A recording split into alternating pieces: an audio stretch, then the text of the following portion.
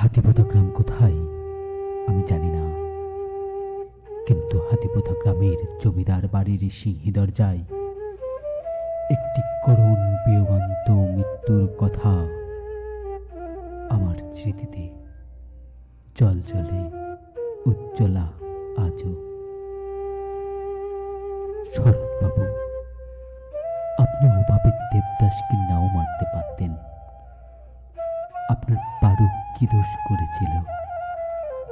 পারু তো প্রাণ দিয়েই ভালোবেসেছিল তার প্রাণের দেবতাকে।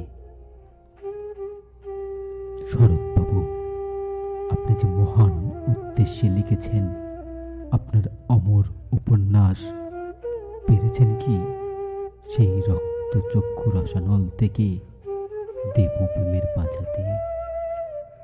আজও তো দেবপ্রেমের পারুরা তাদের ইচ্ছেকে বিসর্জন দিয়ে দেয়ালবন্দি জীবনের ঘর সংসারে ঘরবিহীন ঘরনিওরা।